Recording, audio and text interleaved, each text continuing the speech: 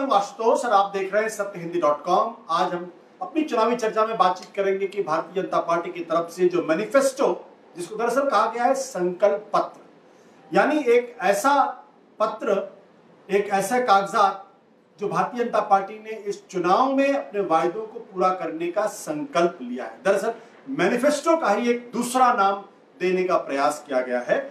और इस मैनिफेस्टो की खास बात क्या है, पहले उसको बता दें। इनको हम तीन भागों में बांट सकते हैं। पहला, वो मुद्दे जो पुराने थे, दूसरा वो मुद्दे जो राष्ट्रवाद से जुड़े थे, और तीसरा वो मुद्दे जो दरअसल आप कह सकते हैं आर्थिक या रोटी कपड़ा मकान से जुड़े हुए मुद्दे थे। जो पुराने मुद्दे थे, जैसे अयोध्या का मसला, उन्होंने कहा कि हम इसको बनवाने की कोशिश करेंगे। राम मंदिर का मसला पिछले करीब 27-28 साल से लटका पड़ा हुआ है। इस बार भी उन्होंने वायदा किया है, 2014 में भी यही वायदा किया था। धारा 370 हटाएंगे, ये वायदा 2014 में भी किया था, 2019 में भी कर रहे हैं। उन्होंने कहा कि यूनिफॉर्म सिविल कोड लेकर आएंगे, उसका ड्राफ्ट तैयार करेंगे। एग्जैक्टली यही बात 2014 में कही थी, इस बार भी ये कह रहे हैं। फिर उन्होंने कहा है कश्मीरी पंडित जो कश्मीर समस्या की वजह से कश्मीर घाटी से भाग कर आए हैं, उन कश्मीरी पंडितों को पुनर्स्थापित करने की बात भी की गई है। लेकिन जो सबसे महत्वपूर्ण बात यह थी कि आज की जो प्रेस कॉन्फ्रेंस थी, जो पार्टी के ड्राफ्ट कमेटी के अध्यक्ष थे राजनाथ सिंह, पूरा जोर उनका राष्ट्रवाद के ऊपर था। सारी बातें उन्होंने राष्ट्रवाद पे की कि किस तरीके से आतंकवाद को लेकर जीरो टॉलरेंस है। जो इलीगल या गैर कानूनी तरीके से घुसपैठ करके आ रहे हैं, उनको हम पहचान करेंगे और उनको निकाल बाहर करेंगे। नागरिकता विधेयक जो असम के अंदर लागू हो रहा है, उसको हम बनाने की पूरी कोशिश करेंगे, दोनों से पास करेंगे। और जो तीसरा हिस्सा है, वो तीसरा हिस्सा ये है जो किसानों से जुड़ा हुआ मसला है, जो आम लोगों से जुड़ा हुआ मसला है, जहां ये कहा गया है कि 1 लाख तक जो है वो अगर हम ऋण लेता है किसान, तो उसको जीरो ऋण देना पड़ेगा। 6,000 रुपए प्रति वर्ष दिए जाएंगे किसानों को। पहले ये कहा गया कि जो 2 हेक्टेयर जिनके पास जमीन होगी, अब कहा गया कि सारे किसानों को 6,000 रुपए और 2,000 रुपए हर 4 महीने पे दिए जाएंगे। इसके अलावा अगर आप देखें तो इन्होंने ये भी कहा है कि जो किसान हैं 60 साल के ऊपर हैं, जो व्यापारी हैं 60 साल से ऊपर हैं, उनको पेंशन भी दिया जाएगा। 2022 तक किसानों की इनकम डबल कर दी जाएगी। 100 लाख करोड़ रुपए का इन्वेस्टमेंट होगा और 2022 तक जो है वो सबको पक्का मकान दे दिया जाएगा। यानी ये कुछ बुनियादी बातें हैं। इन जो महत्वपूर्ण बात यह कि कम से कम दिखाई ये पड़ रहा है कोई बड़ा बिग टिकट आइडिया नहीं था इसमें, या नौकरी जो सबसे बड़ा मुद्दा है उसके बारे में कोई चर्चा नहीं थी। तो क्या है ये दरअसल भारतीय जनता पार्टी का घोषणा पत्र या संकल्प पत्र? क्या महज कागज का एक टुकड़ा है, या वाकई एक चुनावी मुद्दा है, या वाकई इसके आधार पर चुनाव भारतीय जनता पार्टी लड़ने को लेकर संवेदनशील है? हमारे दो साथी हैं, अमिताभ जी और साथी यूसुफ अंसारी। अमिताभ, आपने जब आज संकल्प पत्र सुना तो आपको क्या लगा? क्या किस तरीके से आप इसको डिफाइन करेंगे? आशुतोष जी, मैं जब घोषणा पत्र मैंने देखा, मैं उसके बारे में भी चर्चा चल रही थी, मुझे एक चीज़ सबसे ज़्यादा हैरान करने वाली लगी कि एक तो पिछले 5 साल से नरेंद्र मोदी और उनकी टीम, खासतौर से नरेंद्र मोदी जब भी कोई ऐलान करते थे तो पूरे मीडिया में उसकी चर्चा होती थी कि ये मोदी साहब का मास्टर स्ट्रोक है या ये मोदी साहब का मास्टर प्लान है। आज मैंने घोषणा पत्र के बारे में master stroke, master plan, game changer जैसा कोई शब्द सुना नहीं। तो इससे मुझे लग रहा है, इससे मेरा अपना अनुमान है कि जिस तरह की उत्कंठा, उत्सुकता या जो इसको लेकर के उल्लास या उत्साह होना चाहिए था मीडिया में, जो जैसा 2014 में देखा गया था, उस तरह का कोई मतलब मीडिया में उस तरह की प्रतिक्रिया नहीं दिखाई दी। तो एक तो ये इस घोषणा पैरामीटर मानते हैं, घोषणा पत्र पर एक टिप्पणी ये है, एक टिप्पणी जो मीडिया मतलब जो सारे मीडिया की तरफ से लगभग आई है, क्योंकि आमतौर पर आपने भी नोट किया होगा कि मोदी जी जब भी कुछ करते थे तो मीडिया में बड़ी बड़ी हेडलाइंस चलती थी कि ये मोदी का मास्टर स्ट्रोक है और धराशायी हो जाएंगे सब कुछ, या ये गेम चेंजर है। तो गेम चेंजर का जो शब्द था या जो मास्टर स्ट्रोक का शब्द था, ये हमने अभी जब कांग्रेस का घोषणा पत्र लागू हुआ तब हमने जब आया था तब हमने सुना था, लेकिन वैसी कोई चीज इनके बारे में नहीं सुनाई दी। अब देखिए, आपने खुद बहुत सारे पॉइंट्स जो जिनका जिक्र कर दिया, उसमें बहुत सारी बातें ऐसी हैं जो कि 2014 में इन्होंने कही थी और वो फिर वैसी की वैसी शामिल है। तो अब सवाल ये है कि जो 2014 से 2019 के बीच में आप नहीं कर पाए, आपने नहीं किया, उनको आप 2019 से 2024 के बीच में, और आज तो बहुत कमाल की बात ये होगा कि 2047 तक चलेगा मोदी जी। मोदी जी ने 2047 तक का रोडमैप दे दिया है कि आप जब भारत 100 साल के हो जाएंगे आजादी के, उस समय कैसा होना चाहिए देश का, हम उसके हिसाब से काम कर रहे हैं। पर लेकिन एक बात अगर आप देखें भाई, कम से कम ये तो कह रहे हैं कि 60 साल का जो किसान हो जाएगा उसको हम पेंशन देंगे, व्यापारी को भी पेंशन देंगे, ये तो कुछ नई चीज है। बिल्कुल ठीक बात है। ये जो दायरा बढ़ाया गया है, जाहिर बात है जब एक आपका एक आप देख रहे हैं कि रूरल डिस्ट्रिक्ट की वजह से आप चुनावी मुश्किल में पड़ सकते हैं, बार बार ये खबरें आ रही है कि गांव का मतदाता नाराज है, किसान नाराज है सरकार से, तो उसको कहीं ना कहीं उस एंगर को, उस नाराजगी को कम करने के लिए ये किस्म की लोक लुभावन स्कीम है। आप व्यापारियों की बात है कि मुझे हैरानी हुई, आपने व्यापारियों का जिक्र किया, मुझे फिर हैरानी हुई कि ये सरकार जब जीएसटी लाई थी तो इन्होंने बहुत जोर शोर से उसका ऐलान किया था कि देखिए हमने कितना बड़ा, ये भी गेम चेंजर की तरह कहा गया था। लेकिन आज प्रधानमंत्री अमित शाह, राजनाथ सिंह, अरुण जेटली, सुषमा स्वराज, किसी के भाषण में जीएसटी की तारीफ नहीं आई। आज नोटबंदी की तारीफ, नोटबंदी का नाम ही नहीं लिया गया, जबकि नोटबंदी को कहा गया था कि वो मतलब आजादी के बाद का सबसे ऐतिहासिक हिम्मत वाला फैसला है। तो मतलब जो इतने बड़े बड़े फैसले थे जिनके आधार पर सरकार ने अपने आप को मतलब पुरानी तमाम सरकारों से अलग दिखाना चाहा और बड़ा हिम्मत का कदम माना गया था, उनका जिक्र ही नहीं हुआ। आज आप संकल्प पत्र अपना ऐलान कर रहे थे। चलिए यूसुफ भाई, आपकी पहली प्रतिक्रिया क्या है इस पे? मतलब आपने तो मेरी बात भी सुन ली, इनकी बात भी सुन ली, आपको कुछ अलग नजर आ रहा था, कुछ अलग दिखाई पड़ रहा था जिसमें लगे कि नहीं इस आधार पर चुनाव लड़ा जा सकता है? देखिए, ये घोषणा पत्र या संकल्प पत्र बीजेपी का जो आया है, इस संकल्प पत्र में दबाव साफ दिखता है। कांग्रेस ने जो जन घोषणा पत्र नाम से इस बार अपना घोषणा पत्र जारी किया था, उसके बाद से बीजेपी लगातार दबाव में दिख रही थी कि साहब जो 72,000 का जो पासा फेंका है राहुल गांधी ने न्यूनतम आय गारंटी योजना का, उसकी काट हम कैसे करें। हालांकि उसका कोई जवाब इस घोषणा पत्र में नहीं है और ना वो अपनी उपलब्धियों को आज गिनवा पाए हैं। तमाम मंत्री मंच पर मौजूद थे, जैसे कि अमिताभ जी ने अभी कहा, ना नोटबंदी का जिक्र है, ना जीएसटी का जिक्र है, और ना उस योजना का की कोई काट है व्यापक जिसके आधार पर राहुल गांधी ने एक दे दिया था गरीबी पर वार 72,000, उसका भी नहीं आया। दूसरा, जो कोई एक कह सकते हैं कि साहब जो इस चुनाव में बेचा जा सके, ऐसा कोई सशक्त नारा बीजेपी के पास नहीं है। कोई पुराने नारे को थोड़ा सा हेर फेर करके साहब अब की बार फिर मोदी सरकार या एक बार मोदी सरकार, तो वो मुझे लगता है कि कुछ चीजें मिसिंग रही हैं और ये दबाव में लाया गया घोषणा पत्र दिखा है जिसके अंदर वो तमाम बातें हैं। एक चीज का गौर करने वाली बात ये है कि बार बार बीजेपी के घोषणा पत्र में जब नेता बोल रहे थे तो उन्होंने, उसके बाद हमने डिस्कशन सुना, उसमें कई टिप्पणीकारों ने एक बात कही कि साहब बीजेपी ने अपने घोषणा पत्र को डुएबल बनाने की कोशिश की है। जैसे दो जो योजनाएं हैं, 60 साल का किसान होने के बाद पेंशन उसे मिलेगी, ये तो पुरानी योजना है, इसका बजट, इसका प्रोविजन बजट में था। जो नई बात उन्होंने कही है कि जो छोटे दुकानदार हैं उनको भी हम पेंशन देंगे, ये एक है, तो ये पेंशन दी जा सकती है। और वैसे सवाल ये भी पैदा होता है, लेकिन एक बात मुझे बताइए, जैसे जो नौकरीशुदा आदमी है वो तो रिटायर करता है, तो रिटायरमेंट के बाद उसको पेंशन मिलती है, उसी में मैं सामने लीजिए फिर आपको पेंशन मिल जाती है। बाजार में सस्ते बीमा योजना अवेलेबल है और उन पर लोग खरीद रहे हैं और उसका लगातार प्रचार भी हो रहा है, तो फिर सरकार क्यों इस तरह की योजना कर रही है? साहब जो सरकार का कोई काम वो नहीं कर रहे हैं, तो सरकार उन्हें किस बात की पेंशन दे रही है? एक बड़ा सवाल है जो अर्थशास्त्र से जुड़े लोग इसको उठा रहे हैं।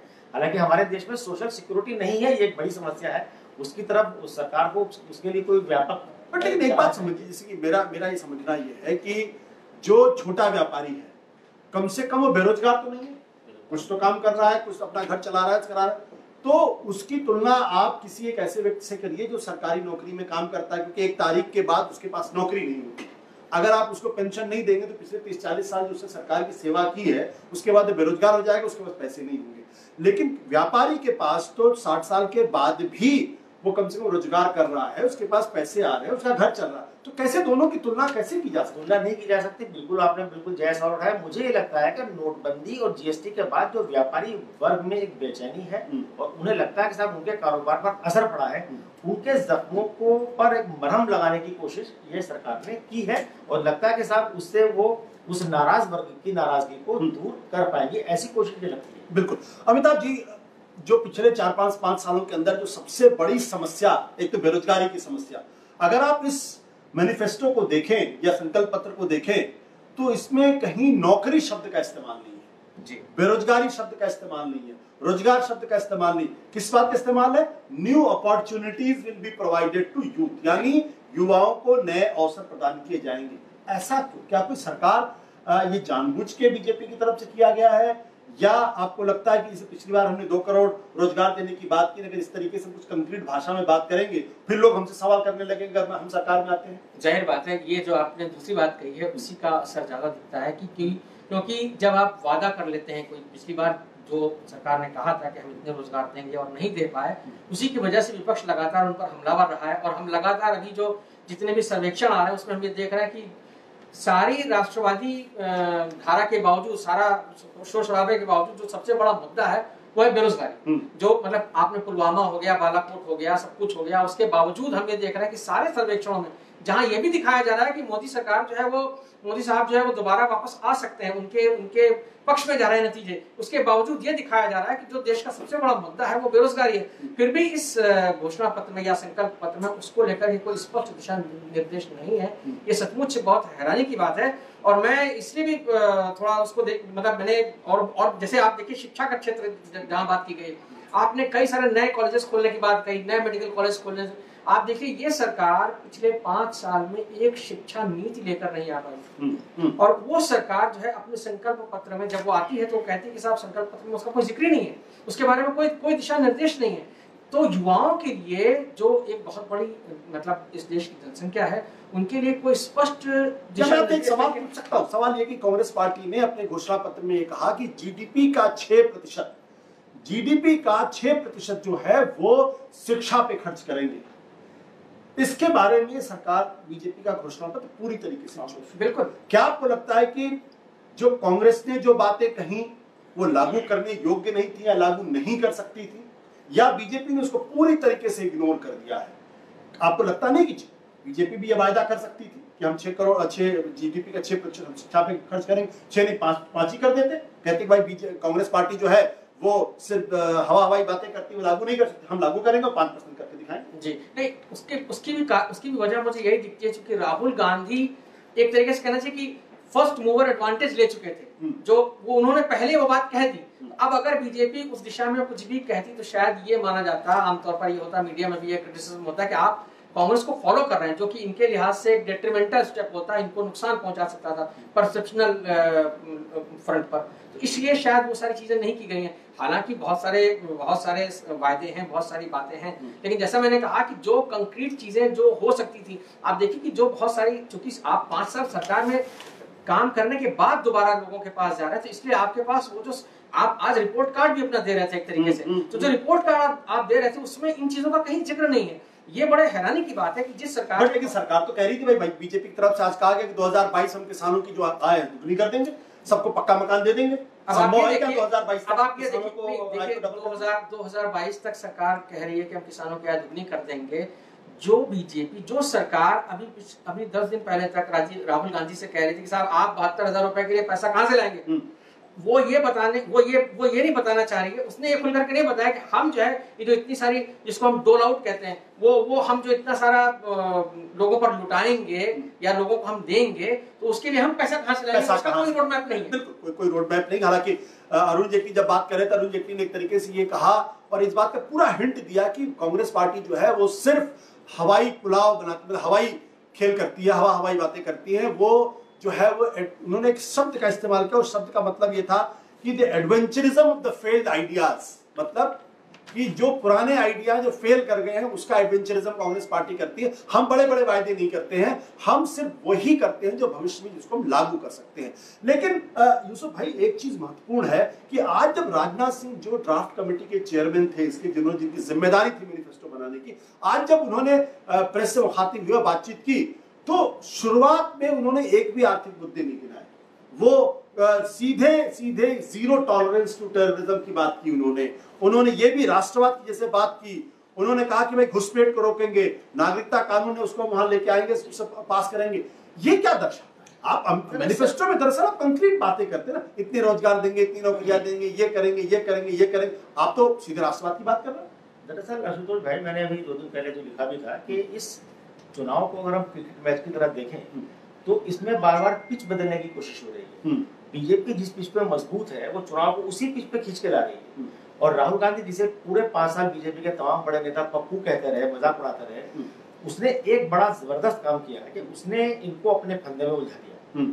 उसने कहा आप अपनी जानबूझ की तारीफ तो नहीं कर रहे? मैं जानबूझ की तारीफ नहीं करता क्योंकि बहुत सारी खामियों के अंदर नहीं है। उन्होंने एक काम तो किया है कि पूरी सरकार को चौकीदारी पे लगा दिया और अपना एजेंडा लेके वो आगे बढ़ गए। सरकार वहीं अटकी हुई है कि हमने चौकीदार हूं, सबको चौकीदार बनाया। आगे मैं एक बड़ा कार्टून कहीं देख रहा था कि ओबामा ने कहा साहब अमेरिका का हर बच्चा साइंटिस्ट बने, ऐसा हम चाहते हैं।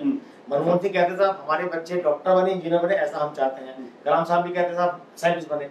मोदी जी ने सबको चौकीदार बना दिया है। हो सकता है कि वो बेरोजगारी दूर करने का वादा ये कह के करे, चौकीदार जिसने अपने आप को चौकीदार घोषित किया सोशल मीडिया पकौड़े भी बेचे, चौकीदारी भी करी। उसको हम जो है बाकायदा एक अपॉइंटमेंट लेटर दे देंगे चौकीदारी। तो ये मजाक उस तरह से उड़ रहा है। तो बीजेपी की आज की भी कोशिश ये थी कि चुनाव किसी भी तरह से आर्थिक मुद्दों पे ना जाए, आम आदमी के जो बुनियादी समस्याएं हैं, बुनियादी मुद्दे उस पर ना जाए, इसलिए वो बार-बार खींच के फिर लाए उसे राष्ट्रवाद के मुद्दे पर, जीरो टॉलरेंस। और ये जो नॉर्थ ईस्ट की समस्या आपने गिनाई, रजिस्टर पुष्पैक वगैरह। लेकिन मुझे लगता है कि ये बुनियादी मुद्दों पर चूंकि बीजेपी कमजोर है तो वो उसी पिच पे खेलना चाहते हैं जिस पिच पे वो मजबूत है। ये बड़ी अच्छी आपने बात कही यूसुफ। और मैं मतलब आशुतोष, आपने जो एडवेंचरिज्म वाला जिक्र किया था उसी से मुझे वाकई ये लग रहा है कि बीजेपी आज जो यूसुफ ने कहा कि वो राहुल गांधी ने उनको उलझा दिया, बीजेपी बहुत डिफेंसिव पिच पर क्यों खेल रही है ये मुझे समझ में नहीं आ रहा है। जो उनका संकल्प पत्र है कम से कम उसमें वो कहीं वो पिछली बार जब आया था तो हम सब लोगों ने अच्छे दिन का नारा सुना था। आज अच्छे दिन का मतलब तो बिल्कुल गायब है। सबका साथ सबका विकास, अच्छे दिन, ये ध्वनि बिल्कुल गायब है उसमें से। आज उसमें ये कहना चाहिए था प्रधानमंत्री को कि जिस वादे पर उन्होंने चुनाव लड़ा था, अच्छे दिन आएंगे, जो अमिताभ जी ने कहा सबका साथ सबका, कहाँ है सबका साथ सबका विकास? किसका विकास हमने किया है? बट वो तो कहते हैं ना खुद विकास किया, वो तो कहते हैं ट्रांसफॉर्मेशनल डेवलपमेट उन्होंने किया, यानी कि पूरी चीजें बदल गई हैं। चश्मा हमें भी दे दे जिससे वो दिलकश। चलिए वो चश्मा तो आपको नहीं देंगे, लेकिन मैं अपने दर्शकों को बता दूं कि अमूमन अरुण जेटली जी ये बीजेपी के एक तरीके से अंग्रेजी बोलने वाले लोगों में बहुत उनकी कदर है और ये माना जाता है कि वो बीजेपी की पॉलिसीज को बहुत कायदे से अंग्रेजी में आर्टिकुलेट करते हैं।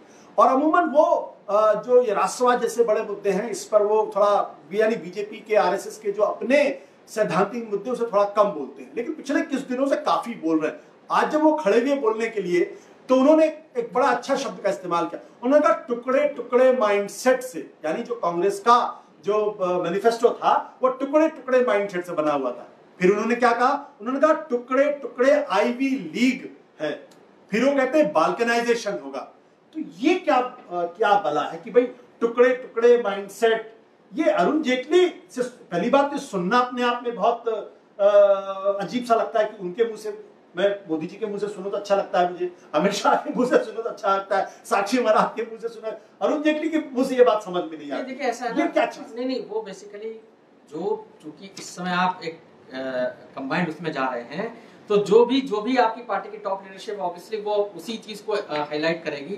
तो वो जो सारा कश्मीर का मसला है, जो नेशनलिज्म का मसला है, जो 35A की बात है, जो 370 की बात है, जो यूनिफॉर्म सिविल कोड की बात है, उसको उसी लैंग्वेज में उसी मतलब कांग्रेस को लैंपून करते हुए, कांग्रेस को टारगेट करते हुए कि कांग्रेस के घोषणा पत्र में चूंकि सेडिशन लॉ को रिपील करने की बात, को अमेंड करने की बात थी, एफ्स्पा को रिव्यू करने की बात थी, तो उसको उन्होंने टारगेट किया है बगैर वो सारी बातें कहे हुए। अब आप देखिए कि ये जो मतलब बीजेपी का संकल्प पत्र है उसमें यूनिफॉर्म सिविल कोड की बात है। लॉ कमीशन आपको सरकार में रहते हुए रिकमेंड कर चुका है, आपको बता चुका है, आप चाहते तो कर सकते थे, आपने नहीं किया।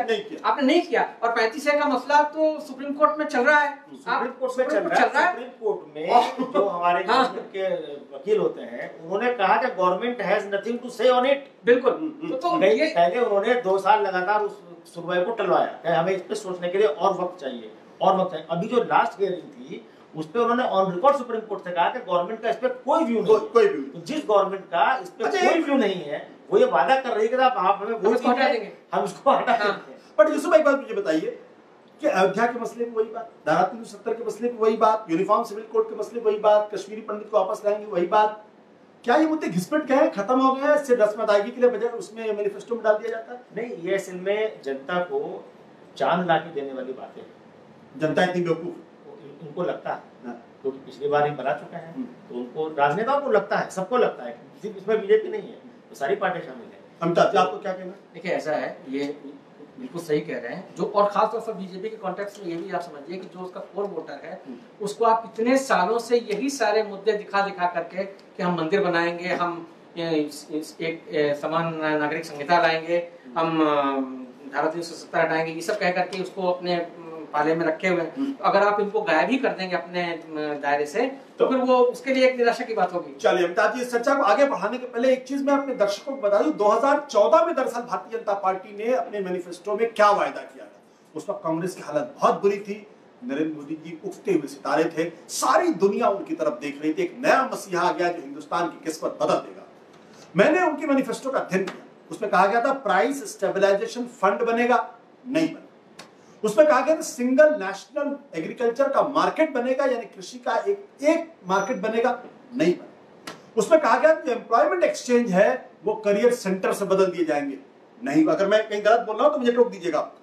फिर यह कहा गया था, बड़ी बात कही गई थी कि टीम इंडिया बनाएंगे जिसमें प्रधानमंत्री और मुख्यमंत्री दोनों साथ बैठेंगे, बराबरी से चर्चा करेंगे हिंदुस्तान को कैसे आगे लेके जाना है। मुझे लगता है इसके बारे में तो कुछ कहने की जरूरत नहीं है, मुख्यमंत्री से जो रिश्ते हैं वो सबको मालूम है।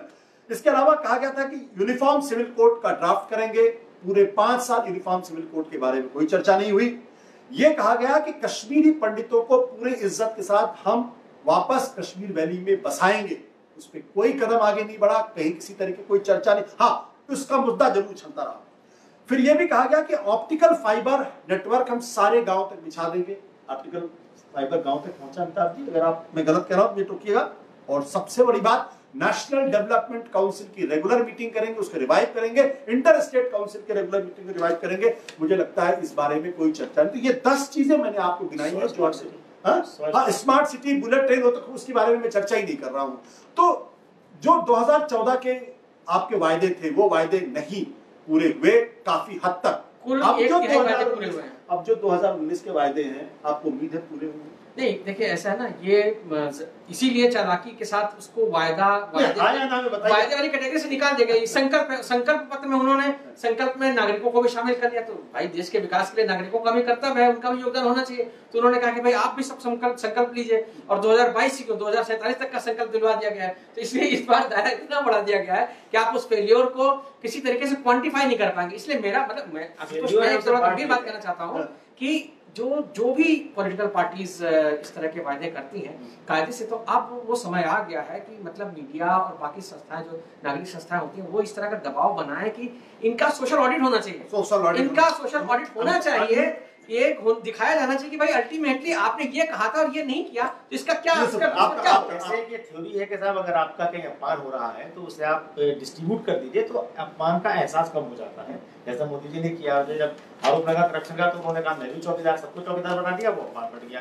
अब आई कि आपने वादे पूरे क्यों नहीं किए, तो उन्होंने कहा साहब जनता संकल्प ले, जनता करेगी वादे पूरे, हम अकेले थोड़ी करेंगे, सबका देश सबको करना चाहिए। तो वो भी उन्होंने जिम्मेदारी बांटी। तो मैं ज्यादा नहीं कहूंगा, चाचा गालिब का मुझे शेर याद आया कि तेरे वादे पे जिए हम, तो ये जान झूठ जाना, खुशी से मर न जाते जो एतबार होता। लेकिन मेरी अगर आप व्यक्तिगत राय सुनना चाहें कि मेरी अपनी राय क्या, मेरा मानना है कि जो मैनिफेस्टो होते हैं, घोषणा पत्र होते हैं, ये बिल्कुल कागज का पुलिंदा होते हैं, और इनको चुनाव जीतने के बाद राजनीतिक पार्टियां सरकार में आने के बाद डस्टबिन में फेंक देती है, उसको देखती भी नहीं। इसलिए चाहे वो कांग्रेस का घोषणा पत्र हो, चाहे वो भारतीय जनता पार्टी घोषणा पत्र हो, किसी घोषणा पत्र हो, मुझे उस पर कभी यकीन नहीं था, न है।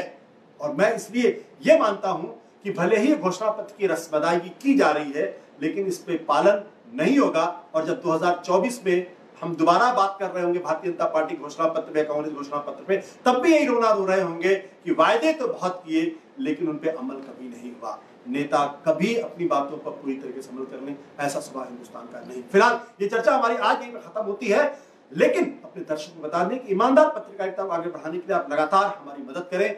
जो फेसबुक लाइव का जो हमारा ये पेज है, इसको ज्यादा से ज्यादा फॉलो करें, ज्यादा से ज्यादा लाइक करें, और जितना हो सके आप शेयर करें, इससे हमें बल मिलता है। बहुत बहुत शुक्रिया आप लोगों का आज इस चर्चा में शामिल होने के लिए। धन्यवाद।